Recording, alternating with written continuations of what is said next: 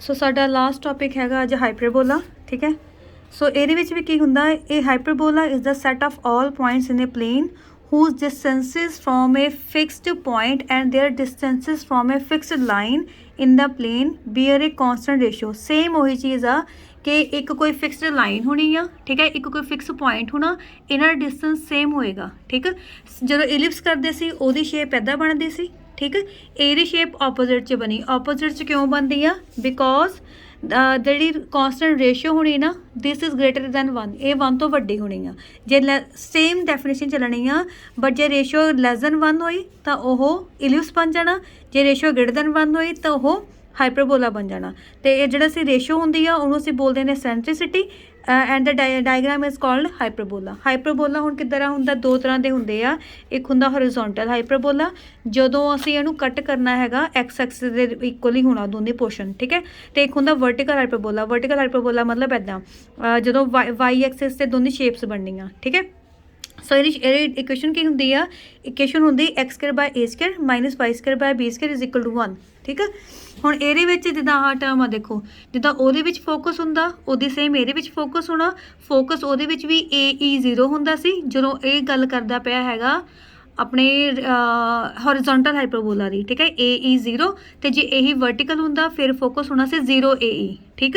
ਸੋ ਇਹਦੀ ਹੁਣ ਅੱਗੇ ਜਿੱਦਾਂ ਇੱਥੇ ਫਾਰਮੂਲੇ ਜਿੱਦਾਂ ਉਹਦੇ ਵਿੱਚ ਲਿਖਦੇ ਆ, ਹੁਣ A1 A2 these are called transverse axis, B1 B2 are called conjugate axis. Transverse axis ਕੌਣ ਆ? ਹੁਣ ਆ A1 A2, ਮਤਲਬ ਜੇ ਤੇ ਐਕਸ ਐਕਸਿਸ 'ਤੇ ਪੈਰਾਬੋਲਾ ਤਾਂ ਟਰਾਂਸਵਰਸ ਐਕਸਿਸ ਹੋ ਗਈਆਂ A1 A2 ਅਤੇ B1 B2 ਹੋ ਗਿਆ ਕੰਜੂਗੇਟ ਐਕਸਿਸ, ਠੀਕ ਹੈ। ਇਹਦੀ ਜੇ ਦੂਸਰੀਆਂ ਹੁੰਦੀਆਂ, ਜੇ ਵਰਟੀਕਲ ਹਾਈਪਰਬੋਲਾ ਹੁੰਦਾ ਇਹ ਵਾਲਾ, ਤਾਂ ਟਰਾਂਸਵਰਸ ਐਕਸਿਸ ਆਹ ਵਾਲੀਆਂ ਹੋਣੀਆਂ ਸੀ ਅਤੇ ਇਹ ਵਾਲਾ ਹੋਣਾ ਸੀਗਾ ਕੰਜੂਗੇਟ ਐਕਸਿਸ, ਠੀਕ ਹੈ। ਸੋ ਨੈਕਸਟ ਹੈਗੀ ਡੈਫੀਨੇਸ਼ਨ ਇਹਦੇ ਵਿੱਚ ਐਕਸਿਸ, ਦੋਨਾਂ ਨੂੰ ਅਸੀਂ ਦੋਨੋਂ ਹੀ ਟਰਾਂਸਵਰਸ ਅਤੇ ਕੰਜੂਗੇਟ ਐਕਸਿਸ ਦੋਨਾਂ ਨੂੰ ਮਿਲਾ ਕੇ ਕਹਿ ਦਿੰਦੇ ਹਾਂ ਐਕਸਿਸ ਆਫ ਹਾਈਪਰਬੋਲਾ। ਇਹ 'ਚ E ਆਉਣਾ ਕਿਉਂਕਿ ਪਲੂਰਲ ਫਾਰਮ ਆ, ਇਹ ਸਿੰਗੂਲਰ ਫਾਰਮ ਨਹੀਂ ਹੈਗੀ। ਨੈਕਸਟ ਹੈਗਾ A1 A2 are called vertices of hyperbola and O is called centre of hyperbola. ਜਿੱਥੇ ਪੂਰੀ ਡਾਇਗਰਾਮ ਬੈਂਡ ਹੁੰਦੀ ਪਈ A1 ਅਤੇ A2, ਇਹਨੂੰ ਅਸੀਂ ਬੋਲਦੇ ਹਾਂ ਵਰਟਿਕਸ। ਜਿਹੜਾ ਮਿਡ ਵਾਲਾ ਪੁਆਇੰਟ ਆ ਦੋਨਾਂ ਦੇ ਵਿੱਚ, ਅਤੇ ਇਹਨੂੰ ਅਸੀਂ ਬੋਲ ਦਿੰਦੇ ਹਾਂ ਓਰੀਜਨ, ਸੈਂਟਰ, ਸੌਰੀ, ਠੀਕ। ਅਤੇ ਆਹੀ ਇਕੁਏਸ਼ਨ ਹੈਗੀ ਹੈ x square by a square minus y square by b square is equal to 1, ਠੀਕ। ਅਤੇ ਆਹ ਫਾਰਮੂਲੇ ਜਿੱਦਾਂ ਅਸੀਂ ਉਹਦੇ ਵਿੱਚ ਯਾਦ ਕਰਦੇ ਹਾਂ, ਸੇਮ ਇੱਦਾਂ ਇਹਦੇ ਵਿੱਚ ਯਾਦ ਕਰਨੇ ਪੈਣੇ ਆ। ਹੋਰੀਜ਼ੋਂਟਲ ਹਾਈਪਰਬੋਲਾ ਦੀ ਇਕੁਏਸ਼ਨ ਹੋਣੀ ਆ x square by a square minus y square by b square is equal to 1। ਪਰ ਜਦੋਂ ਅਸੀਂ ਵਰਟੀਕਲ ਕਹਿੰਦੇ ਆ ਨਾ, ਅਤੇ ਵਾਈ ਅੱਗੇ ਆਉਣਾ, ਐਕਸ ਪਿੱਛੇ ਚੱਲ ਜਾਣਾ, ਠੀਕ ਹੈ। ਸੋ ਸੈਂਟਰ ਇਹਦੇ ਵਿੱਚ ਕੌਣ ਹੋਣਾ? ਸੈਂਟਰ ਇਹਦੇ ਵਿੱਚ 0 0, ਇਹਦੇ ਵਿੱਚ ਵੀ ਸੈਂਟਰ 0 0। ਵਰਟਿਕਸ ਇਹਦੇ ਵਿੱਚ ਕੌਣ ਆ? ਪਲੱਸ ਮਾਈਨਸ A0, ਇੱਧਰ ਵਰਟਿਕਸ ਹੋ ਜਾਣੇ ਆ 0 ਪਲੱਸ ਮਾਈਨਸ A, ਦੋਨੇ ਉਲਟ ਗਏ, ਠੀਕ ਹੈ। ਟਰਾਂਸਵਰਸ ਐਕਸਿਸ ਇਹ 'ਚ ਹੁੰਦੀਆਂ ਸੀ ਐਕਸ ਐਕਸਿਸ ਤੇ ਵਾਈ ਦੀ ਵੈਲਿਊ ਕੀ ਹੁੰਦੀ ਹੈ? 0। ਇਹਦੇ ਵਿੱਚ ਟਰਾਂਸਵਰਸ ਐਕਸਿਸ ਹੋਣੀਆਂ ਵਾਈ ਐਕਸਿਸ ਤੇ ਐਕਸ ਦੀ ਵੈਲਿਊ ਕਿੰਨੀ ਹੁੰਦੀ ਆ? 0। ਲੈਂਥ 2A, ਇਹਦੇ ਵਿੱਚ ਵੀ ਲੈਂਥ 2A, ਠੀਕ ਹੈ। ਲੈਂਥ 2A ਕਿੱਦਾਂ ਆਣੀ ਆ? ਆਹ ਵਾਲਾ ਪੋਰਸ਼ਨ ਕਿੰਨਾ ਹੈਗਾ? A, ਠੀਕ ਹੈ। ਅਤੇ ਆਹ ਵਾਲਾ ਪੋਰਸ਼ਨ, ਸੌਰੀ ਇੱਥੋਂ ਆਹ ਵਾਲਾ ਪੋਰਸ਼ਨ ਕਿੰਨਾ ਹੈਗਾ? A। ਆਹ ਵਾਲਾ ਪੋਰਸ਼ਨ ਵੀ ਕਿੰਨਾ ਹੈਗਾ? A ਪਲੱਸ A ਕਿੰਨਾ ਹੋ ਗਿਆ? 2A। ਇਹਦੀ A ਵਾਲਾ ਪੋਰਸ਼ਨ ਹੋਣਾ B, A ਵਾਲਾ ਪੋਰਸ਼ਨ ਵੀ B, ਕਿੰਨਾ ਹੋਣਾ? 2B, ਠੀਕ ਹੈ। ਵੈਸੇ ਇੱਥੇ ਉਹਨਾਂ ਨੇ ਲੈਂਥ ਪੁੱਛੀ ਨਹੀਂ ਹੋਈ ਅੱਗੇ, ਸੋ ਹਾਂ ਪੁੱਛੀ ਹੋਈ ਹੈ ਕੰਜੂਗੇਟ ਐਕਸਿਸ ਦੀ, ਠੀਕ ਹੈ। ਕੰਜੂਗੇਟ ਦੀ ਐਕਸਿਸ ਹੋ ਗਈ 2B, ਇੱਧਰ ਵੀ 2B ਫੋਕੀ ਪਲੱਸ ਮਾਈਨਸ AE0, ਇੱਧਰ ਹੋ ਜਾਣਾ ਉਲਟ ਜਾਣਾ ਦੋਨੇ 0 ਪਲੱਸ ਮਾਈਨਸ AE। ਡੈਕਟਿਸ ਦੀ ਇਕੁਏਸ਼ਨ ਸੇਮ ਸੈਂਟਰ ਇਹ ਇਲਿਪਸ ਵਾਲੀ ਹੀ ਹੈਗੀ ਆ, x is equal to plus minus A upon E, ਇੱਧਰ ਹੋਣੀ ਆ y is equal to plus minus A upon E। Equation of latus rectum ਇਹ ਹੋਣੀ ਆ x is equal to plus minus AE, ਇੱਧਰੋਂ ਉਹੀ ਉਲਟ ਜਾਣਾ y is equal to plus minus AE। Length of latus rectum ਇਹ ਵੀ same ਇਲਿਪਸ ਵਾਲੀ ਹੀ ਹੈਗੀ ਆ 2B ਸਕੁਅਰ ਬਾਏ A, ਇੱਧਰ ਵੀ 2B square by A। Focal distance ਇਹਦੇ ਵਿੱਚ ਆ ਗਿਆ EX ਪਲੱਸ ਮਾਈਨਸ A, ਇਹਦੇ ਵਿੱਚ ਹੋ ਜਾਊਗਾ EY ਪਲੱਸ ਮਾਈਨਸ A, ਠੀਕ ਹੈ। ਸੋ ਇਹ ਸਾਰੇ ਫਾਰਮੂਲੇ ਜਿਹੜੇ ਤੁਸੀਂ ਯਾਦ ਕਰਨੇ ਆ, ਇਹਨਾਂ ਤੋਂ ਬਗੈਰ ਇਹ ਚੈਪਟਰ ਜਾਂ ਇਹ ਐਕਸਰਸਾਈਜ਼ ਨਹੀਂ ਹੋਣੀ ਹੈਗੀ, ਠੀਕ। ਸੋ ਨੈਕਸਟ ਕੁਐਸਚਨ ਸਾਡੀ ਲਾਸਟ ਐਕਸਰਸਾਈਜ਼ ਹੈਗੀ ਆ 11H ਜੀ। 11H ਦਾ ਫਸਟ ਦਾ ਮੈਂ B ਪਾਰਟ ਕੀਤਾ ਹੋਇਆ। B ਦਾ ਫਸਟ ਪਾਰਟ ਕੀ ਹੈਗਾ? Find the coordinates of vertices, foci eccentricity, length of lateral septum of the hyperbola। आह वाला क्वेश्चन आ 16x² minus 9y² is equal to 576। ठीक, सो इधरों पहला 576 ਨੂੰ ਆਪਾਂ डिवाइड कर दिता। ठीक है, so 16x² by 576 minus 9y² upon 576 is equal to 1। 16 ना कैंसल, 9 ना कैंसल, सो आ गया x² by 36 minus y² by 64 is equal to 1। ਇੱਥੇ ਤੁਸੀਂ ਵੱਡਾ ਜਾਂ ਛੋਟਾ ਨਹੀਂ ਦੇਖਣਾ। ਠੀਕ ਹੈ, मतलब इत्थे जे एक्स अगे आ तो यह हाइपरबोला हॉरिजोंटल ही होएगा। सो इत्थे a² कितना हो गया 6², b² कितना हो गया 8², a² हो गया 6², b² हो गया 8², a की वैल्यू होगी 6, b की वैल्यू होगी 8। So coordinate of the vertices is equal to plus minus a0। ठीक है, तो आ गया मतलब प्लस माइनस 60। पहला उन्हें वर्टिसेस पूछा सी, फिर सैकेंडली सानू पता करनी पैनी है सेंट्रिसिटी। सेंट्रिसिटी कितनी होनी है b² is equal to a², e² minus 1, b² की वैल्यू पुट कर दी, a² की वैल्यू पुट कर दी, e² माइनस 1 उदी रहन दिता। सिंपलीफाई करके इतों e² आ गया 25/9, मतलब e हो गया 5/3 अनडूट करके। ठीक है, तो फोकी की हुंदा, फोकी हुंदा फिर प्लस माइनस a0, a की वैल्यू, e की वैल्यू, 3 ना 6 कैंसल, 10 आ जाना। सो आ गया प्लस माइनस 10 0, ये हो गया फोकस। अगला आ गया साढ़े को लेंथ ऑफ लैटर सैक्टम। लैटर सैक्टम नू मैं LR लिख दिंदी हाँ। सो लेंथ कितनी हुंदी सी, ये हुंदी सी 2b² bye a। So 2b² की वैल्यू बाय 6, सो सॉल्व करके आ गया 64/3। ठीक है, सो ये हो गया मेरे को इक्वेशन ऑफ हाइपरबोला। अगे हैगा थर्ड दा बी पार्ट। थर्ड दा बी पार्ट दा सैकेंड पार्ट किया मैं, उन्हें कहा find equation of hyperbola satisfying the following condition. केड़ी equation, vertices is equal to 0 plus minus 7, e is equal to 4/3।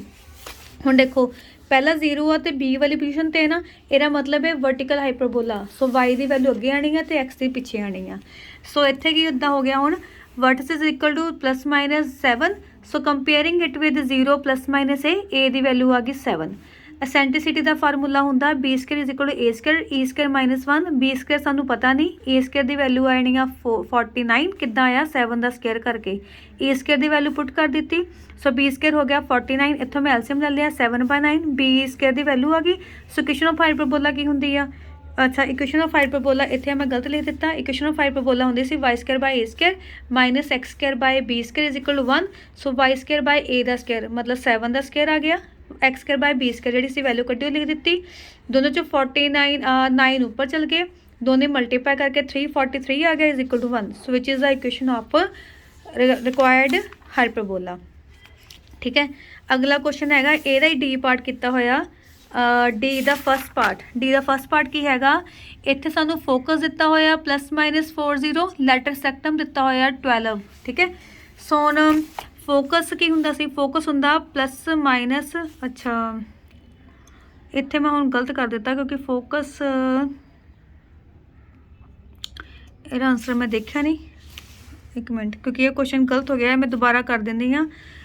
पर आंसर कितना हैगा 11 डी का, हाँ ये क्वेश्चन गलत हो गया, मैनू वर्टेक्स मान के चल पई सी, फोकस का फार्मूला इदा नहीं होंदा। ये क्वेश्चन दोबारा कर लाँगे। ठीक है, सो नैक्सट 7th क्वेश्चन हैगा for the hyperbola 9x² minus 9y² is equal to 1, find the axis centre eccentricity foci and centre of equation of directrix है ना। सो ये किदा आना, the equation of hyperbola is 4x² minus 9y² is equal to 1। हुण देखो इत्थे पहले ही 1 हैगा, ਇਹਦਾ मतलब इधर कोई चेंज नहीं करना, पर इत्थे मैनू x कल्ला चाहिदा हुंदा x² y² दे नाल भी 1 चाहिदा हुंदा। सो जिहड़ा 4 आ मैं लिख सकती हाँ 1/4, 9 मैं लिख सकती हाँ 1/9।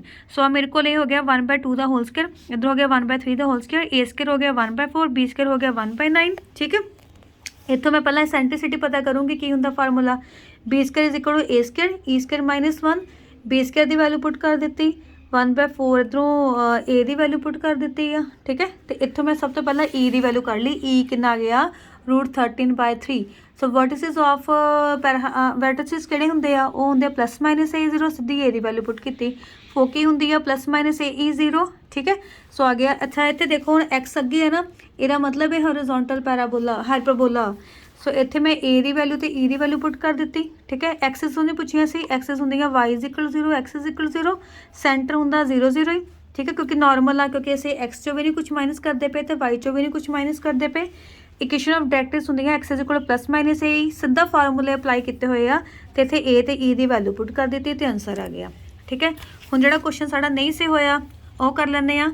ਇਹਦਾ ਹੀ ਆਪਣਾ ਥਰਡ ਦਾ ਡੀ ਦਾ ਫਸਟ ਪਾਰਟ ਫੋਕੀ ਕਿੰਨੀ ਬੋਲੀ ਹੋਈ ਆ +-4 ਹੀ ਲੈਟਰ ਸੈਕਟਮ ਦਿੱਤਾ ਹੋਇਆ 12।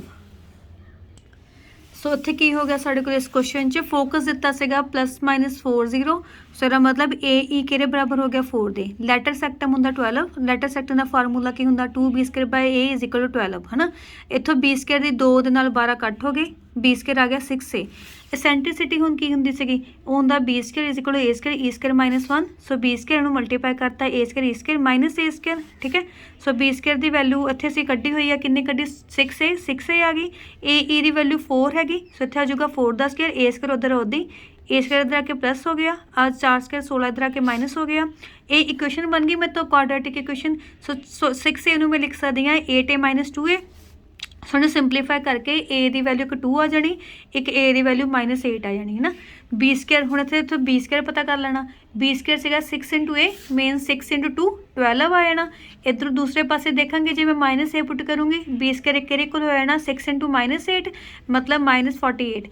ਕਦੀ ਵੀ ਸਕੇਅਰ ਦੀ ਵੈਲਿਊ ਨੈਗੇਟਿਵ 'ਚ ਨਹੀਂ ਹੁੰਦੀ ਸੋ ਇਹਦਾ ਮਤਲਬ ਰਿਜੈਕਟ ਕਰ ਦਿੱਤਾ। ਸੋ b² ਦੀ ਵੈਲਿਊ ਕਿੰਨੀ ਹੋ ਗਈ 16। ਸੋ ਇਕੁਏਸ਼ਨ ਆਫ ਹਾਈਪਰਬੋਲਾ ਕੀ ਹੋਣੀ ਆ ਉਹ ਹੋਣੀ ਹੈ x² / a² - y² / b² = 1। a² ਦੀ ਵੈਲਿਊ ਮਤਲਬ 2 ਦੀ ਸਕੁਅਰ ਇਹ 4 ਹੋ ਗਈ b² ਦੀ ਵੈਲਿਊ 12 ਮਤਲਬ ਇਹ 1 ਹੋ ਗਈ। So which is the required equation of hyperbola. ਠੀਕ ਹੈ ਸੋ ਜਿਹੜਾ ਲਾਸਟ ਕੁਐਸਚਨ ਹੈਗਾ ਨਾ ਫਾਈਂਡ ਦਾ ਸੈਂਟਰ ਸੈਂਟਰਿਸਿਟੀ ਫੋਕੀ ਡਾਇਰੈਕਟ੍ਰਿਕਸ ਹੈ ਨਾ ਇਹ ਸੇਮ ਜਿੱਦਾਂ ਸੀ ਉਹ x ਵਾਲੇ ਅਲੱਗ ਕਰ ਲੈਂਦੇ ਸੀ y ਵਾਲੇ ਅਲੱਗ ਕਰ ਲੈਂਦੇ ਸੀਗੇ। ਇਲਿਪਸ ਕੁਐਸਚਨ ਕੀਤਾ ਸੀਗਾ ਨਾ ਕਿ ਇਹਨਾਂ ਨੂੰ ਸਕੁਅਰ ਕੰਪਲੀਟ ਕਰਨਾ ਫਿਰ ਇਹਨਾਂ ਦਾ ਸਕੁਅਰ ਕੰਪਲੀਟ ਕਰਨਾ ਸੇਮ ਉੱਦਾਂ ਹੀ ਕਰਨਾ ਨਿਊ ਕੋਆਰਡੀਨੇਟ ਤੇ ਓਲਡ ਕੋਆਰਡੀਨੇਟ ਵਾਲਾ ਕੁਐਸਚਨ ਆ ਇਹ। ਸੋ ਇਹ ਕਰਕੇ ਦੇਖਿਓ ਜੇ ਨਹੀਂ ਸਮਝ ਲੱਗਾ ਤਾਂ ਮੈਂ ਇੱਥੇ ਹੈਗੀ ਆ ਮੈਨੂੰ ਮੈਸੇਜ ਕਰ ਦਿਓ। ਸੋ ਅੱਜ ਇਹ ਚੈਪਟਰ ਕੰਪਲੀਟ ਹੈਗਾ ਅਗਲੇ ਜਿਹੜੇ ਵੀ ਡਾਊਟ ਹੋਏ ਮੈਨੂੰ ਦੱਸ ਦਿਓ। ਤੁਹਾਡਾ ਸਿਲੇਬਸ ਕੰਪਲੀਟ ਹੈ ਜੀ ਠੀਕ ਹੈ। ਹੁਣ ਇਸ ਤੋਂ ਬਾਅਦ ਤੁਹਾਡੇ ਟੈਸਟ ਹੀ ਸ਼ੁਰੂ ਹੋਣੇ ਆ। ਹੁਣ ਕੱਲ੍ਹ ਨੂੰ ਮੈਂ ਤੁਹਾਨੂੰ ਦੱਸੂੰਗੀ ਤੁਹਾਡਾ ਟੈਸਟ ਕਿਹੜਾ ਹੈਗਾ।